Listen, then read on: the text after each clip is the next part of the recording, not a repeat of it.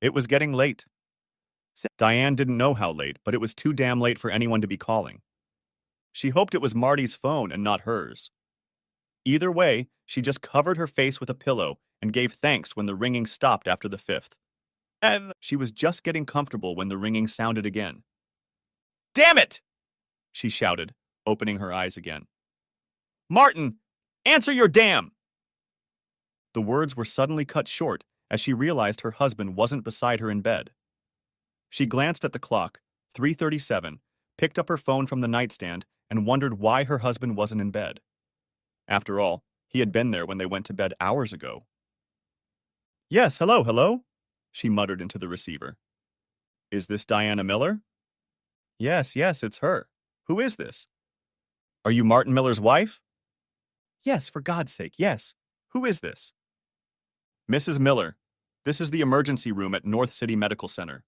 Your husband was brought in about an hour ago, and we still have your contact information from an incident a year ago. He was in a car accident. Could you come over right away?" "Oh my God, is he okay?" "No." "I'm not at liberty to discuss his condition over the phone, ma'am. Would you please come over?" "Yes, of course. I'll be there as soon as I can." She ran upstairs where her daughter slept. Dallas, named after the city in which she was conceived, attended the local university but lived at home to save money. During her freshman year, she liked living in the dorms, but during her sophomore year, she decided that living near campus would not be conducive to her studies. "Dal, wake up!" Nothing. "Dally, wake up!" This time, she was lightly nudged in the shoulder. Still nothing. "Dallas, wake up!" Dallas sat up straight in bed and tried to focus her blurred eyes. There was a light on in the room. It was a short night. "Dallas, your father was in an accident. He's in the emergency room. You need to get dressed. We need to go." Once dressed, both women drove to the hospital as fast as they thought was safe. Dallas began inundating her mother with questions about what had happened, but Diane couldn't give any more information than she had already told her. It seemed like an eternity to them, but given the lack of traffic at this time of night and morning, the drive only took about 10 minutes. There was an empty space near the entrance, and Diana had parked the car at a slight angle, but it didn't bother her in the slightest as they jumped out of the car and headed inside. They were led to Martin's room in the emergency room, and they were shocked at his condition. He was well bandaged and clearly unconscious. They were given forms to fill out. Grief doesn't exempt you from paperwork. Dallas moved her chair to be closer to her father. They stayed there for about an hour before a man and woman in police uniforms entered the room. "Good evening, ma'am. I'm Officer Gail Stanton, and this is my partner, Robert Hansen. We were first on the scene of your husband's accident. Any word on his well-being?" "No one has told us anything, officer," Diane replied. "Oh, this is my daughter, Dallas. We need to ask you some questions. I realize the timing isn't right, but it's best to do it as soon as possible." "Of course." "Do you know what your husband was doing at this time of night?" "That's the thing. He was home, and we went to bed together around 10 p.m. I didn't even know he wasn't home until the hospital called." "Ma'am," Officer Stanton turned to Dallas. "Can you confirm that?" "Actually, I can. We were watching a movie on TV that ended at 10, and then we all went to bed. I saw Dad go into Mom's bedroom." "What movie?" the officer asked. "Something with Keanu Reeves in it. Some kind of action movie. Dad picked it out. It was his turn." "Did you have any particular problems? Financial problems, maybe? Or marital ones?" "Nothing that all married couples don't face. No special problems, no. I just don't understand why he went out without my knowledge. Were the people in the other car hurt?" "That's just the thing, Mrs. Miller. It was a one-car accident. According to both witnesses, your husband's car was driving normally and then accelerated rather suddenly and slammed right into the big oak tree that stands on the corner of Highway 121 and 288. There were no skid marks, and no one remembers seeing any brake lights." Diane and Dallas looked at the officers when it came to them what they were implying. "Are you implying that my husband did this on purpose? That he tried to kill himself?" "We have yet to inspect the car for possible mechanical problems. And of course, we'll need to talk to your husband when he wakes up. But we are considering that possibility as well. Are you sure there were no problems that you can think of? Officers, I love my husband very much, and we have a wonderful marriage. No, I don't see any problems. I'm sure he just lost control of himself or dozed off. It was very late. I'm sure there are reasonable. Diana burst into tears and couldn't finish the sentence. Officer Stanton put one of her cards on the table, asking them to call if they remembered anything else, and walked out of the hospital. Dallas closed the door to Martin's room for privacy. You didn't tell them. No, Dallas, I didn't, Mom replied as her tears subsided. It's none of their business and has nothing to do with it. Your father was fine with it.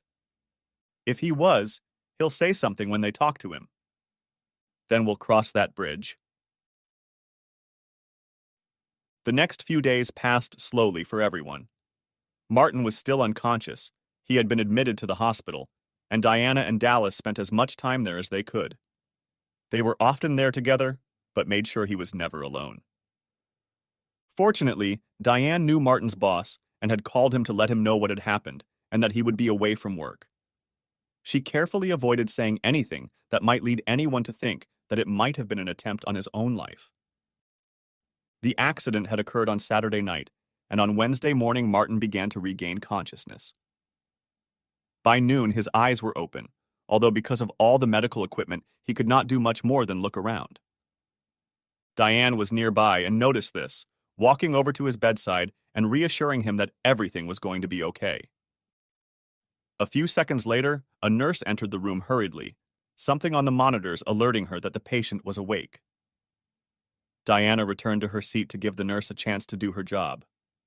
Soon another medical staff entered the room to check on Martin's condition. Taking advantage of the opportunity, Diane went outside and called Dallas to let him know that her father was awake. Dallas didn't answer, so she left a voicemail. Soon most of the medical paraphernalia was removed. Martin's left arm was broken, but he was right-handed and didn't expect it to hinder him much. His throat was sore from the tube, so he was given a whiteboard so he could communicate. The nurse read the message and asked if he was sure. Martin nodded his head. The nurse quickly went out into the hallway as the tests continued. Mrs. Miller, I need to inform you that your husband has asked that you not be allowed in his room, and your daughter as well. What? He's my husband. I have a right to be with him. I'm sorry, Mrs. Miller, but the patient's wishes come first. Let me just talk to him and we'll work it out. Diana tried to step around the nurse but was never able to get any closer, so she resorted to yelling.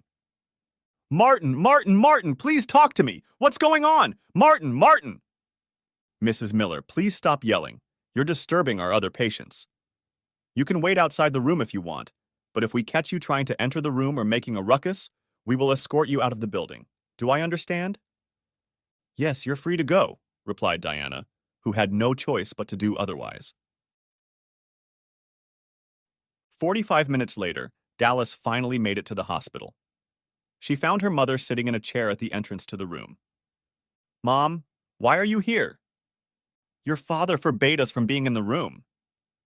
Both of us. I mean, I understand why he forbade you, but why me? What the hell does that mean? And why did it take you so long to get here? I had just woken up when Bradley came by to see how I was doing. We kind of...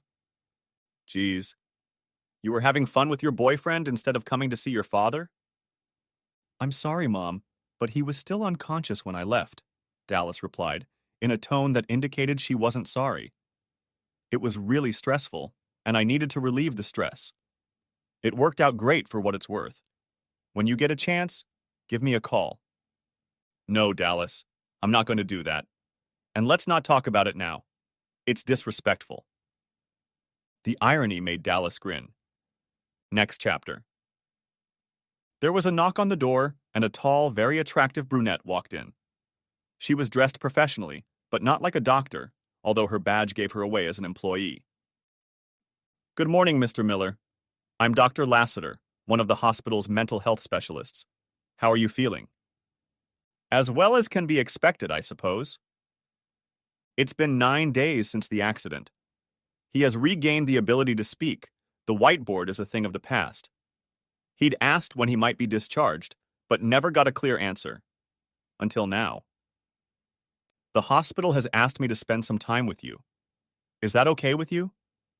Do I have a choice? Not if you want to go home soon. I have to give you permission to be discharged, the psychiatrist replied, a puzzled smile on her face. Then let's get started. Dr. Lassiter pulled one of the chairs over to the bed and sat down, crossing her long legs. She took a few moments to review the folder she carried in her hands. So, you were brought in a little over a week ago after an accident in which you collided with a large tree. I also see that you have forbidden your wife and daughter from visiting you, and I suspect that these things are somehow connected. Connected, Martin replied. She has been unfaithful to me. Unfortunately, that's not uncommon these days, though it rarely leads to such a reaction. Maybe there's something else? Martin was silent for several minutes. He didn't really feel like talking about it, especially not with a pretty female doctor. He wondered if they had some old man he could talk to. Dr. Lassiter waited patiently. It wasn't the first time she had had to wait for someone to gather their thoughts to start talking. Her patience was rewarded. I've been suffering from depression, I guess. Nothing that could be diagnosed. It's just, like I said, I was depressed. About anything in particular or just in general? I couldn't do this. For a little over a year. Since the previous accident, right? Of course she knew. She probably had his entire medical history in her hands. She just wanted to get him to say it. Right. It wasn't even a terrible accident. I was in the back seat, my boss was in the passenger seat, and his boss was driving. We got hit from behind. There were no airbags or even very severe damage, but I wasn't prepared for it. I got whiplash and hit my head on the seat in front of me. I guess that's what caused the accident. The report says you had a mild concussion and whiplash, the doctor interjected. My doctors couldn't explain that. None of the ED medication helped one bit. They ran a bunch of tests, some more than once, and the best explanation I got was that something happened, and part of my brain was damaged. So you couldn't do it, resulting in your wife becoming dissatisfied with your sex life, which in turn led to her getting a lover. This eventually wore you down and led to the events of that evening. Roughly? In a nutshell, yes. And how long was it before your wife decided to take that step? 7 or 8 months, I think. I'm just a little uneasy about it. Anyway, everything was fine at first, but we were still hoping that my ability would come back. We talked about staying in bed all weekend, having a really good time. That, of course, never happened. Eventually, it dragged on so long that she decided to fulfill her needs elsewhere. Did she discuss this with you beforehand? No. I found out about it when I got home from work early. A hackneyed cliché, I know. What did you do? What could I have done? She was right when she said I couldn't do things. It wasn't her fault that I couldn't handle things, so she did what she had to do. And if, hypothetically, she had asked you beforehand, would you have agreed? You know, I've thought about it a lot, and part of me wants to say that I would have said yes because I loved her and wanted her to be happy. But I don't think I would have accepted it. We made vows, we made promises, and one of them was in sickness and in health. I wouldn't do that to her, so I couldn't be okay with her doing that to me. Obviously, she continued to see him. Obviously. And now that I knew about it, she became less restrained. I don't know if she started doing it more often, since I don't know how often they used to do it, but whereas before it was limited to during the day while I was at work, now there were weekend trips to the store, and some of that time she was obviously spending with Bill. That must have been difficult. Difficult isn't even something that can be described. But then again, I didn't think there was anything I could do. She deserved a sex life and I couldn't provide it, but the whole thing was killing me. Tell me about the night of the accident. We were watching a movie on TV as a family. We still had those nights, those moments. I kept my pain, emotional pain, to myself. It was probably a mistake, but I didn't want to burden Diane or Dallas. They kissed and hugged goodnight, and I got a good night from Dallas as she walked off in the other direction. I think it was then that I realized that she had completely lost respect for me as a father and as a man. I could hardly blame her for that, for I had no respect for myself either. I got ready for bed as usual. Diana did the same.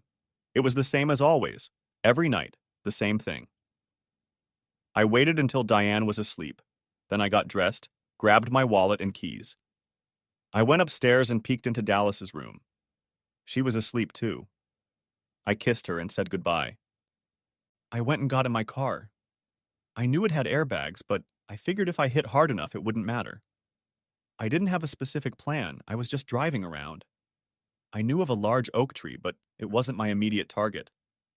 After driving past it the first time, I realized there were no obstacles there and I could drive up pretty straight. I drove by it again and headed straight for it.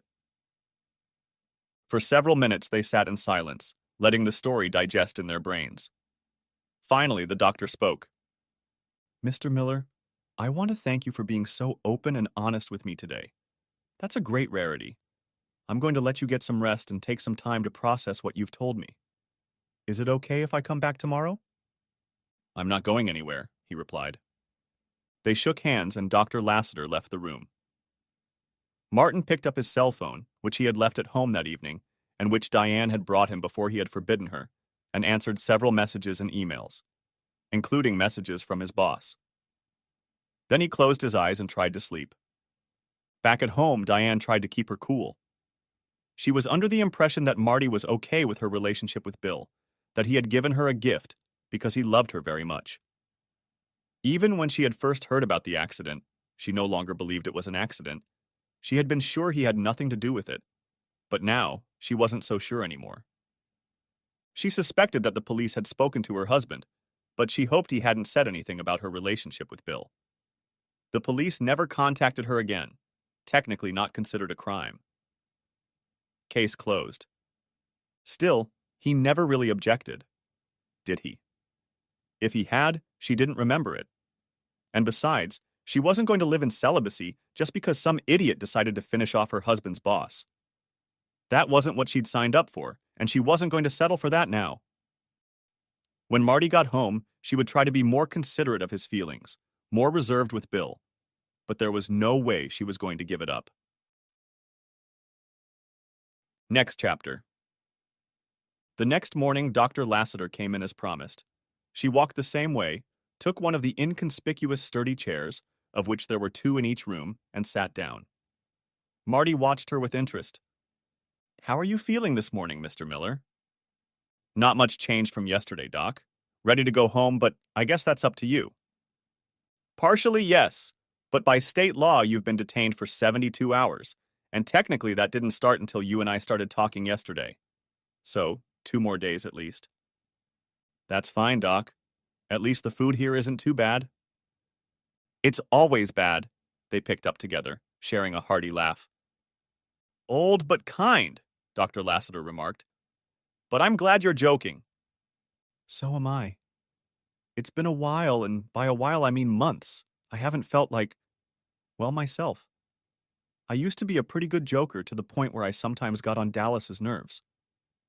We didn't have bad thoughts anymore? We didn't go down dark alleys in our minds anymore? You know, Doc, no. I spent a year pretty depressed, and the last few months I've been really depressed. I don't feel that way anymore. It's been replaced by anger, frustration, annoyance, by Diane and Dallas, more Diane, of course, but mostly by myself, for failing to stand up for myself, to let my wife know that what she was doing was unacceptable. And now you intend to stand up for yourself? Absolutely. While I admit I'm tempted to just file for divorce, I have to take some of the blame for letting her overstep her bounds. But if she's willing to stop seeing Bill, then I'm willing to go to a counselor and try to repair our marriage. I can appreciate your determination, Mr. Miller. I rarely see such a quick turnaround. I had plenty of time to think as I lay here before you came in. I am grateful to you for giving me the opportunity to voice them, to tell someone. It allowed me to focus my thoughts. Excellent, Mr. Miller. Just excellent. In that case, I won't be late today. I have a few more patients than yesterday, so I can use that time. I'll stop by tomorrow for one last chat with you. but I don't see any reason why you won't be able to leave on schedule. Looking forward to it, Doc. Diana and Dallas were there to pick him up when he was free. If he was going to try to get things back on track, he had to start by acting like things were going to be restored. There was still healing to be done. The airbags had been surprisingly effective, far more effective than Marty had anticipated. Worst of all was the concussion he had received, which had caused him to spend a lot of time resting and relaxing in the dark. The TV was off, and gentle music was playing in the background. His wife and daughter were caressing him. All was well for a little over a week until Diane announced that she needed to go shopping. "No," Marty said calmly. "What?" replied Diane, perplexed. "Marty, there are things we need, including some of your healing creams." "Make a list for Dallas. She can go." "Why are you dragging me into this, Dad? Besides, I have plans to meet Bradley."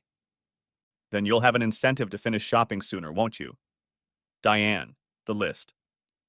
"This is ridiculous, Martin. You can't just come home and turn our routine upside down. Dallas has his own plans, and I'm going to the store, and that's final." "Do you think I'm stupid, Diane?" "Stupid? No, Marty, of course not. Why would you ask such a thing?" "You think I don't realize that these shopping trips are an excuse to visit Bill?" "I've never come home with groceries, Martin. Not once." "Yes, and it's a great cover. But you've been away too long, and not only that, but I can see it in you. By your eyes when you won't look at me. By your clothes when they don't look quite right. By your makeup, which is always a little messed up. At least some of the time you spend with Bill, and that's gone." The shock in Diane's eyes was obvious, and Dallas suddenly felt a little more respect for her father. "Marty, please, we've been over this before. I'll do my best to be more careful now. Obviously, I've gotten too relaxed with my meetings, but I'm definitely not giving up on him." "So our vows mean nothing? Renounce all others? In sickness and in health?" "Well, that's about sickness, and you don't give up the others, but you will do so, starting today. You're going to stop seeing Bill, and we're going to see a therapist to repair our marriage. Or you won't do it, and we won't do it, and I'll call a divorce lawyer on Monday." "You're not going to do any of that, Martin Miller. Don't you dare threaten me. If I could do this with you and only you, I would, but I can't. And it's not my fault. I didn't cause the accident. I wasn't even there. Suddenly, because I had nothing to do with it, my sex life is gone, and I'm supposed to just accept it? It's not going to work. So I'm going shopping, I'm going to Bill's, and I'm going to get my needs met. If you want to talk more about this tonight, we can do that, but don't you dare think you can dictate to me what I can and can't do." Without waiting for another word from her husband, Diana walked out the door, closing it with a clatter. The silence was deafening. Father and daughter looked at each other, and then Marty retired to his bedroom. For the first time in her life, Dallas Miller worried about the future of her family, her parents' marriage. Her father had never stood up to her mother, but nothing so serious had ever come between them. But deciding that it was between them and there was nothing she could do about it, she cleaned herself up and went to meet Bradley. Next chapter. "Damn it, Dal, what's the matter?" asked Bradley disappointedly. "I'm sorry, Bradley. I'm just worried about my folks and I can't stay in this mood." "Come on, baby, let's have some fun. It'll take your mind off them." "Jesus, Bradley, haven't you ever thought about anything else? Hell, we don't do anything else but have fun. How about taking me out on a date to distract yourself? How about bowling or dinner or miniature golf or anything else besides what we're doing?" "That's fun and enjoyable, and I don't like bowling or miniature golf, so why the hell should I take you there?" replied Bradley. A light finally went on in Dallas's head. "You're right, you wouldn't, and you don't have to worry about that anymore. I'm going home, and it's over between us. Find someone else to do nothing with." Dallas walked out of Bradley's bedroom one last time, ignoring his pleading, "Dal, let's go." Bradley was a good-looking guy, but she suddenly realized he was too young. He had no ambition or desire to develop their relationship. He was just trying to finish college so he could get a job at his father's company, and she doubted he could do anything more there than get a paycheck and a position. Suddenly, the front door slammed. Damn that boy. How many times did I have to tell him not to slam the damn door? Bill said irritably. Relieved, Diane realized that she didn't like Bill, and she didn't really like him at all. And Bradley was a lazy slob. Next chapter. When Dallas returned to the family home, it was getting dark outside. She found her father resting in his bedroom. A faint light was coming from the bathroom, where the light was on and the door was ajar. She realized her father wanted some light, but none of the lights in the room burned that low. Dad. He stood with his back to her and didn't turn around, but he answered nonetheless. Dallas. I'm sorry. That got his attention, so he carefully sat up in bed and turned to see his daughter crying in the doorway. For what? He'd stopped calling her affectionate words when he'd found out she'd helped her mother find a lover, and he hesitated to do so now, even though she was crying. He couldn't help but think it was just as much of a setup. Dallas stepped closer until she was at the foot of the bed. I'm sorry for what I did. I was just trying to help my mom, you know. She was so upset about what you were going through, and the fact that you couldn't. Their eyes met for a moment. Well, you know you couldn't. And Bradley's father went through the same thing after Mrs. Coyle died. Bradley says his father talks all the time about how much he misses her, especially the closeness. I thought they could take care of each other. I'm sorry, but I never thought about how it would affect you. So, is that why you, did what you did that night? Marty was surprised at such an unexpected revelation from his daughter. It might still be a hoax, but he had to take her confession at face value. If he'd been fooled, hurt, deceived again, then so be it. Mostly, I guess. I was still pretty depressed anyway, just because I couldn't, what I couldn't. Father and daughter met gazes again, this time exchanging a brief smile. But it's over now, Dally. I won't do it again.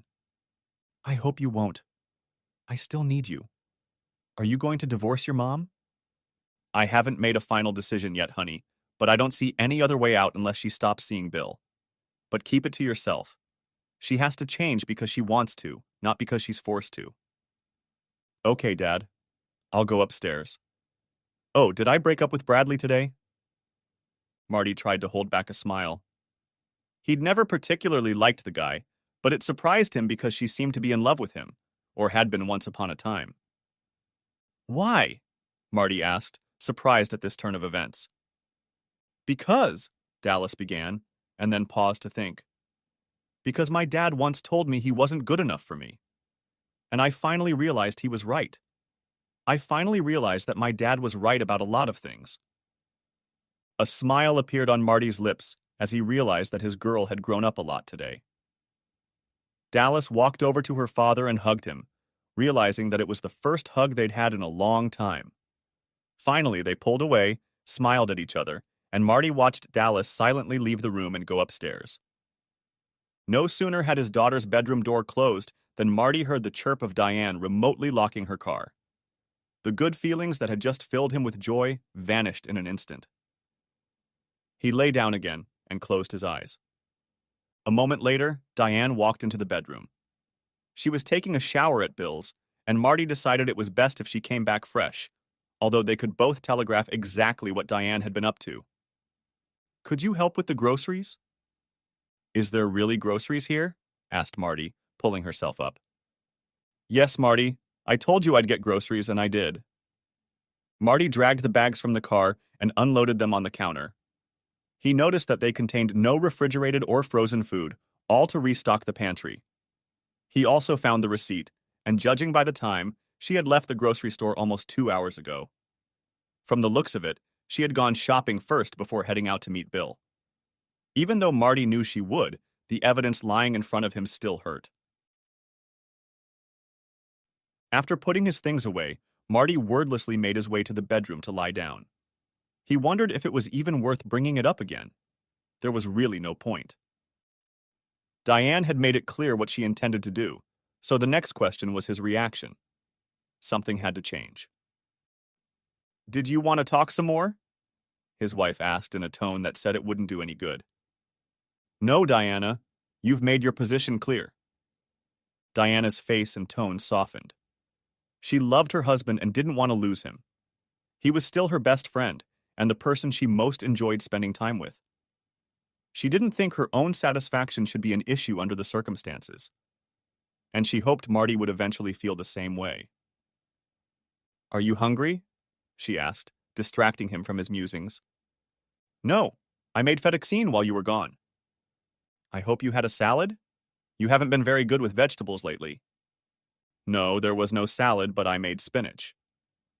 Diana nodded approvingly and headed to the closet to get dressed.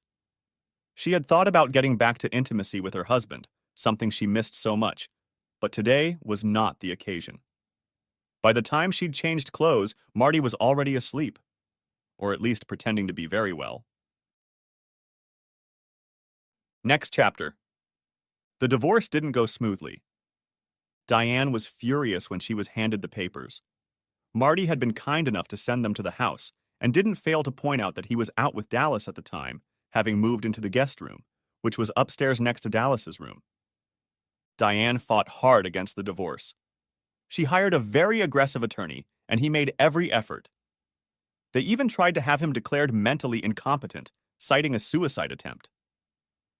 Marty, anticipating that she would try something like that, and because he thought it was a good idea, went to a psychologist the same week he was served with the papers.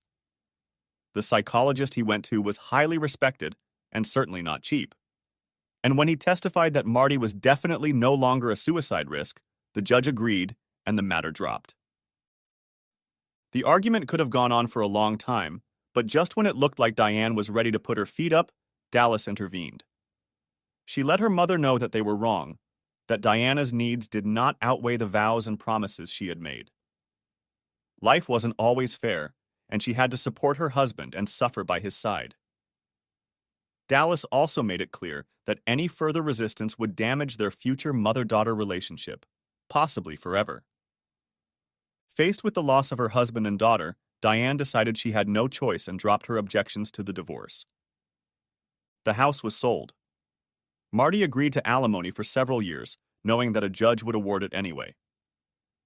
Diane got herself a 2-bedroom apartment near work and was able to go full-time 8 months after the divorce, but the divorce left her bitter and angry, especially when Bill let her know it was over between them.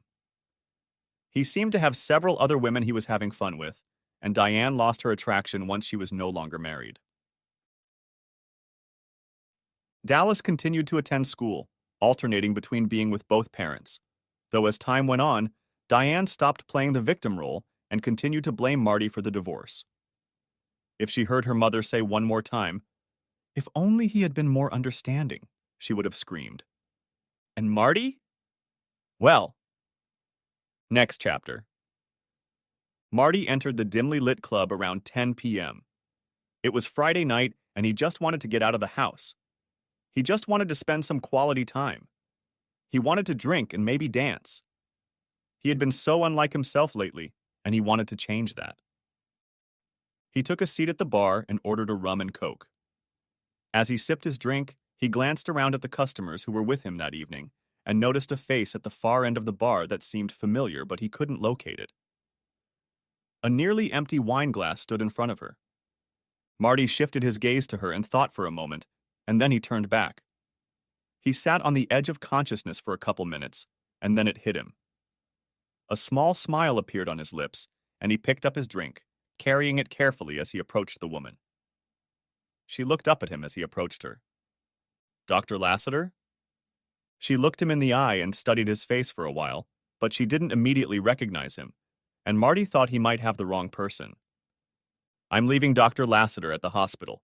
Here in the real world, it's Vicky. But I'm afraid you've put me at a disadvantage. It's been quite some time, and I'm sure you've interacted with far more patients than I have with excellent psychologists. I'm much better with names than faces. Try me. Martin Miller."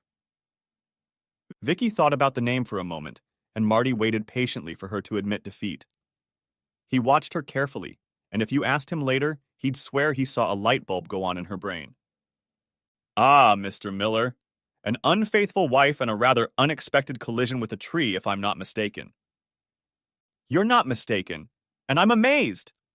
We've only spoken twice in a year, heck, almost 2 years ago.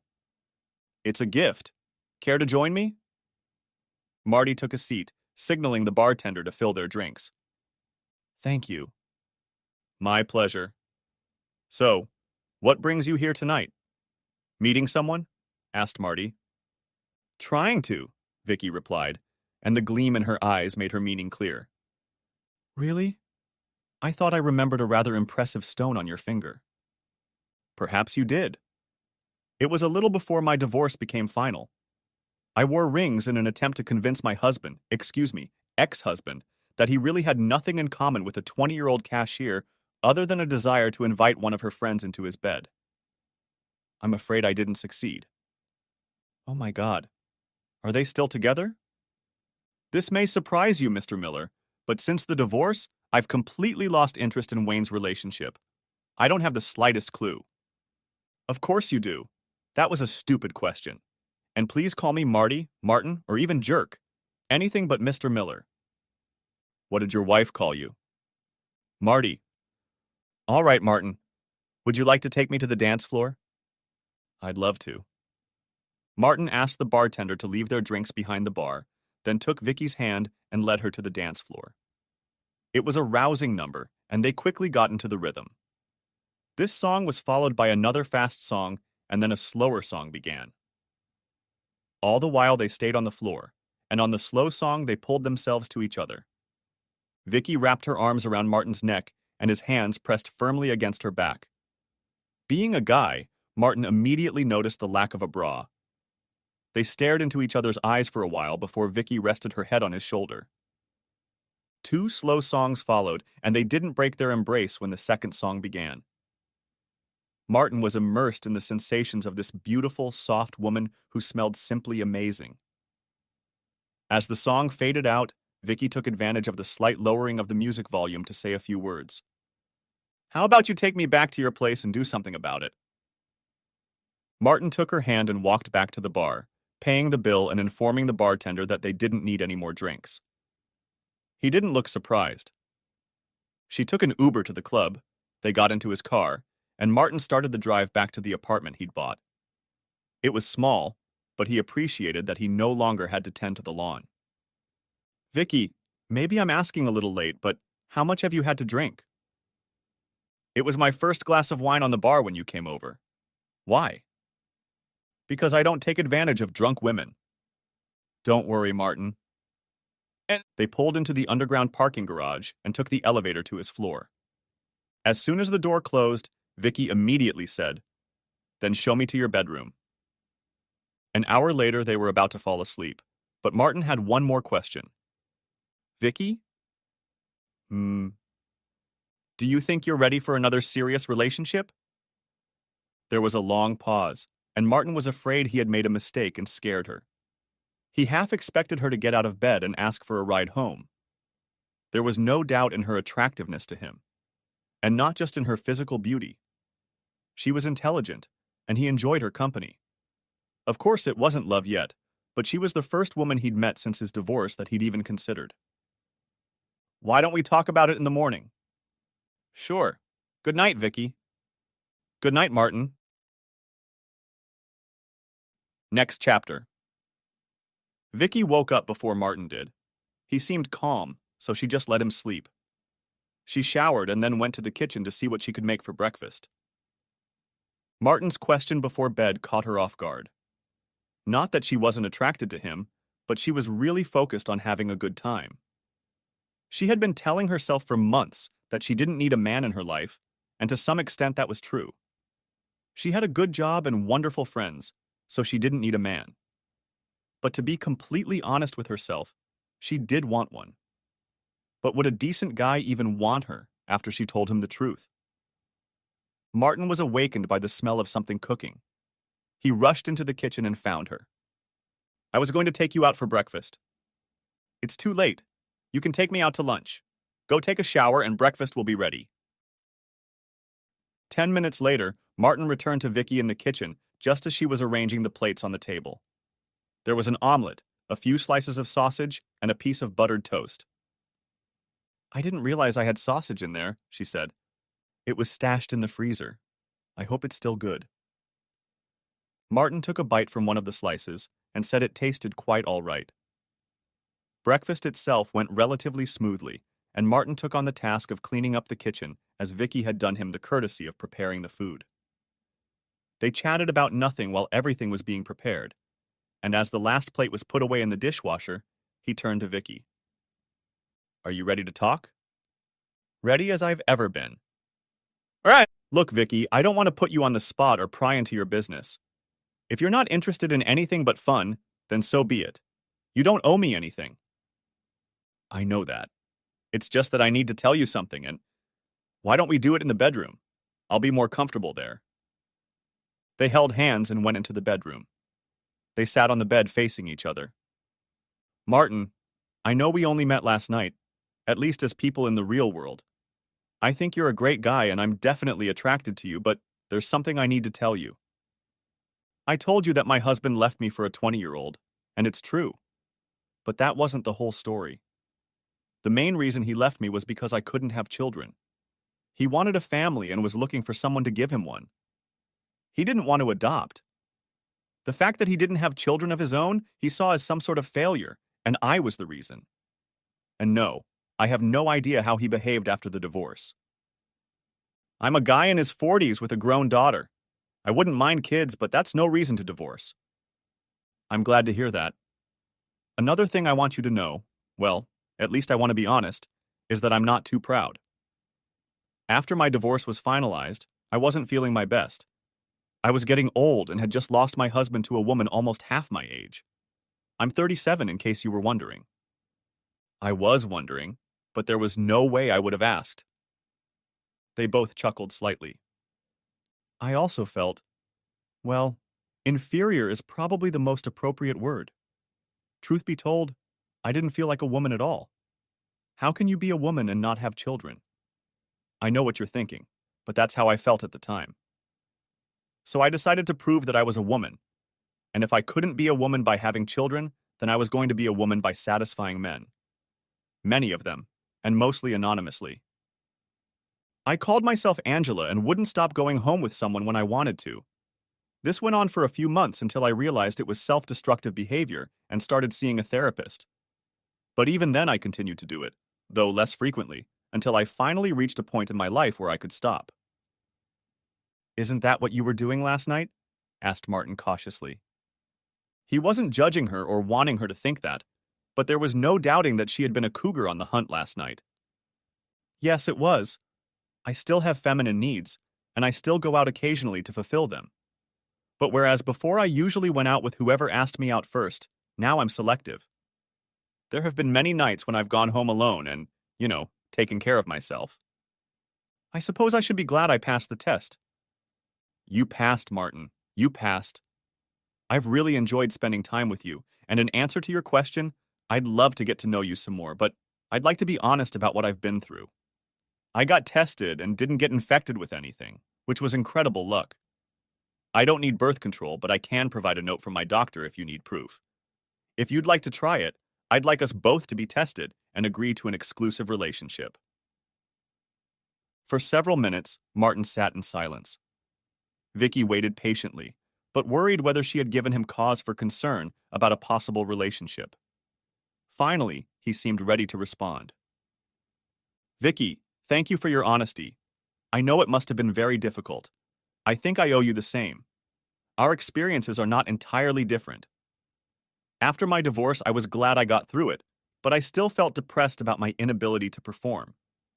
I had no idea how I was going to find a woman, and I was facing the prospect of living all alone. I had my own therapist, and he pointed out that as women age, many women lose interest in having fun. But I still felt like I would have to find a much older woman or wait a few years. When things seemed to be back to normal, I still wasn't at my best. And just like you felt like you needed to prove you were a woman, I felt like I needed to prove I was a man. I myself did a lot of walking the streets looking for women to bed, proving, at least in my mind, what a stud I was. I wasn't any more selective than you are. Some women were, Well, let's just say I rode a few city bikes and slept with a lot of them. It went on for a while, and I wasn't as lucky as you. I was woken up by gonorrhea. I also had to confess to my doctor that I had no idea what my partner's names were. We cleared the air, and I began to focus on my behavior during therapy. Next chapter. The almost inevitable confrontation with Diane occurred after Martin and Vicky had been dating for about 3 months. Their relationship was very strong, and Vicky and Dallas were getting along just fine. They still had their own place, but they spent every night together, and it looked like they were going to get married. They went to a club geared towards a more mature crowd.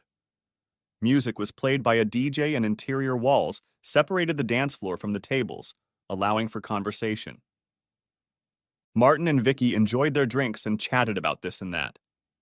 The evening was going well, so Vicky was puzzled when Martin's smile suddenly disappeared and his eyes looked somewhere past her. She followed his gaze.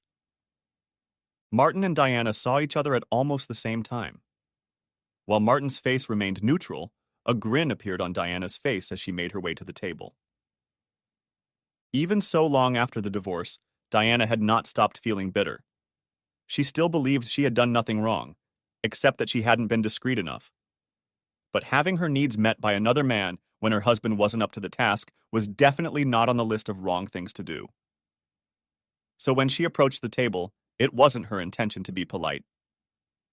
"Marty, it's so good to see you," Diana said in a voice in which sarcasm was clearly audible. "Diane, Vicky, this is my ex-wife, Diane." "Diane, this is Vicky," Martin said, though he would have preferred not to. "It's nice to meet you, Diana. I've heard a lot about you." "Really?" "And I've heard absolutely nothing about you," Diana replied bitterly. "We're divorced, Diana. Have been for over a year now. My life is no longer your concern. Now, if you don't mind—" Martin left the phrase unanswered, but there was clearly a hint in it that he was suggesting that her ex-wife leave them alone. "Oh, of course, Martin. I hate to intrude on your date. But Vicky, there's something I have to tell you." "And what is that?" Vicky asked, glancing at Martin and then returning her gaze to Diana. "You probably don't need to worry about it. We're divorced because he can't do it anymore." Martin watched Vicky's reaction carefully, and Vicky did her best to suppress a slight giggle. She addressed her next statement to Martin, raising her eyebrows. "Is that true? I don't think you mentioned it." Martin merely shrugged. This was Vicky's game. Diane thought she had them in the palm of her hand, that she had brought discord into Marty's relationship, just as he had done with her and Bill. She was going to enjoy it. However, her happiness was short-lived. "That's good, it's working." "But how is that possible? Did they find the problem? Have they found a cure?" Martin and Vicky were silent, allowing Diana to only get more worried. "Come on, Marty. This problem ruined my marriage. I think I deserve to at least know what was wrong." The smile disappeared from Martin's face. "First of all, Diane, it was your antics that ended our marriage, not my condition. I admit it made things difficult, but you made the choice, not me. Second, you don't deserve a damn thing. We're divorced, and my business is my business alone. Come on, Marty. You can blame my choices all you want, and I can't say you're wrong, but I wouldn't have made those choices if everything was okay." "Okay, Diane. The doctors kept running tests, but they have no idea why he started working again. It just started working. They think the problem from the first accident just takes time to fix. If you had stayed sick with me, as our vows stated, and been patient, we'd still be married." Diana opened her mouth, trying to find something to say. This information shocked her. Martin had already considered pleading guilty to the tree incident, but thought that Diana would claim some sort of credit. She could claim that she was the one who made him regain his ability to function by encouraging him to hit the tree with his cheating, and that he somehow owed her. Best not to go down that path. I can't believe it. God must really hate me." "He just wants to be like everyone else," Martin muttered. "What was that?" asked Diana, flashing her eyes. "Nothing. Nothing at all. Now you know." Would you mind leaving us for the rest of our evening? Diana stood pensive for about 30 seconds, then looked Martin in the eye. You're right, Marty. I'm really sorry. I was wrong to do what I did. I was short-sighted and selfish. I should have been stronger. I ruined a good marriage. I'm sorry. Diana turned and left not only their table, but the club itself. Martin and Vicky watched her until she was out of sight, and they actually felt sorry for her. Martin then turned to Vicky again. Let's dance, my love. Epilogue. Martin and Vicky were married 6 months after the altercation with Diana at the club, and little Ella was born about 9 months later. Wait a minute, you thought. Vicky can't have kids. Well, she can't. Let me explain. Martin and Vicky had only been married for a few months when Martin heard the words every man dreads. We need to talk. One Sunday morning, they were sitting around the table at breakfast. Vicky's schedule was to make breakfast every Saturday, and Martin did the same on Sundays. Martin had noticed that Vicky had seemed preoccupied and distracted the last couple days, so when she placed a newspaper article in front of him in the middle of breakfast, he wasn't too surprised. What's this, sweetheart? Read it, please. Martin flipped through the article. It said that a guy named Wayne Jessup had been killed by police officers when they responded to a domestic disturbance call.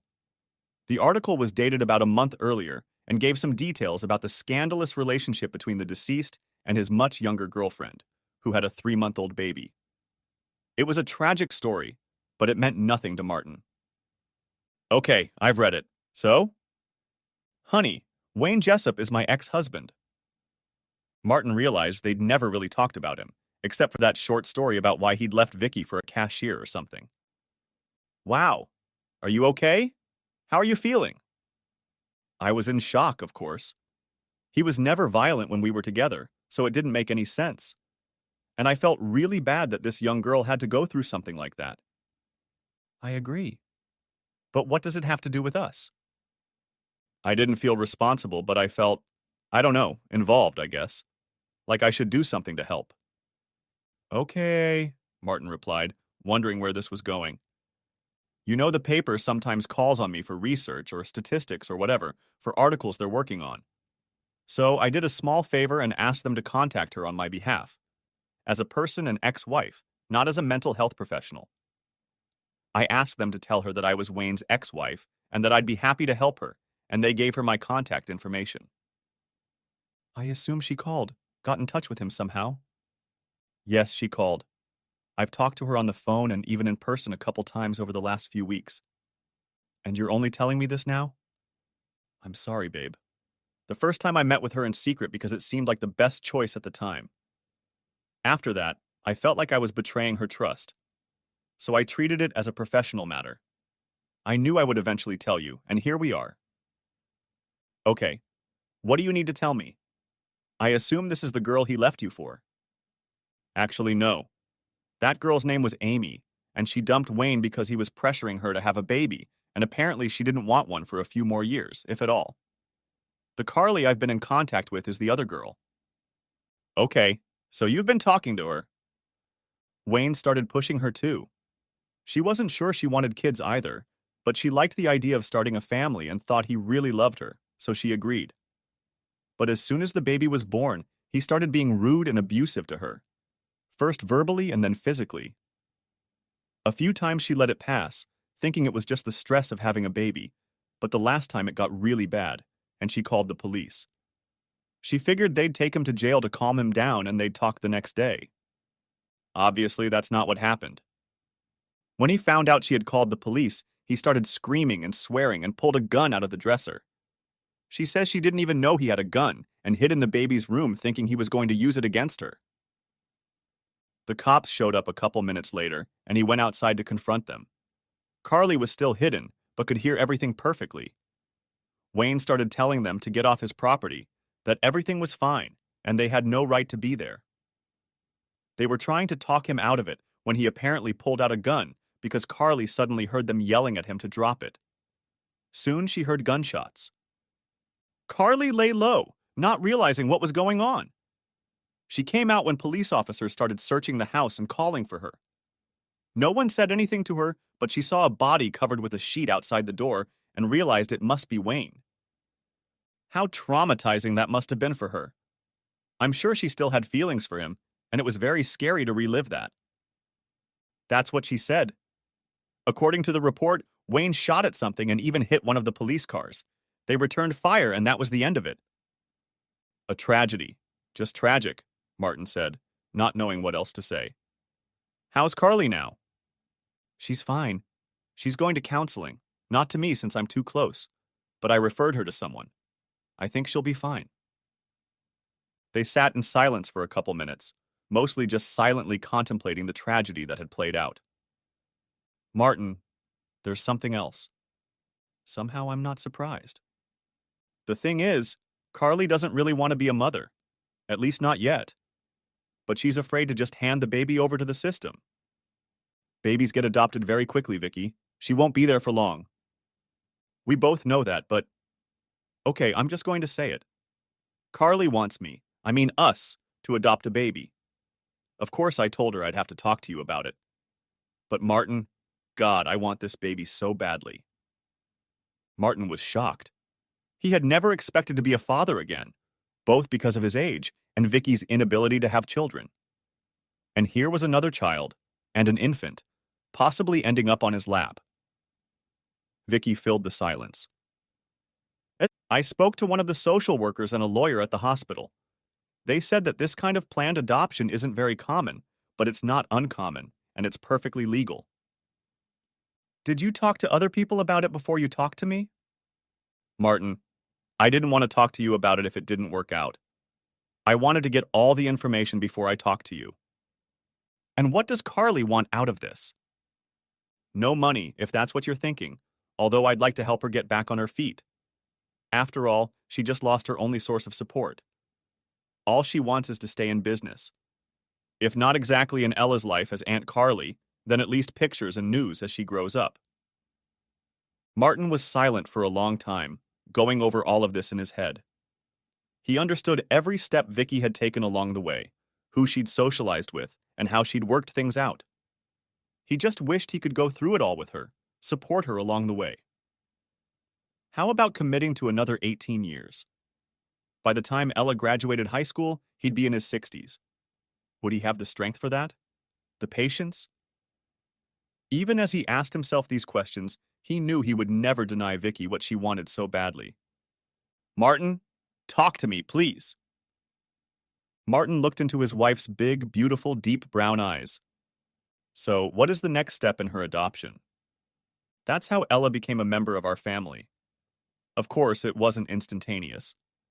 There was a lot of bureaucracy to go through, but eventually the adoption was finalized, and they became a family of 3. 4, if you counted Dallas, who adored her new baby sister. Martin and Vicky helped Carly get a certificate at the local technical college, and she got a job at a dental office. She has started dating a young man who was a patient of hers, and it looks like it may be serious. They see each other a few times a year, and Vicky sends pictures in the meantime. Martin and Vicky are still happy and have no plans to have other children. Vicky is able to take Ella to the hospital daycare when she works and checks in on her several times a day. And Martin somehow finds a way to visit his wife and daughter several times a week.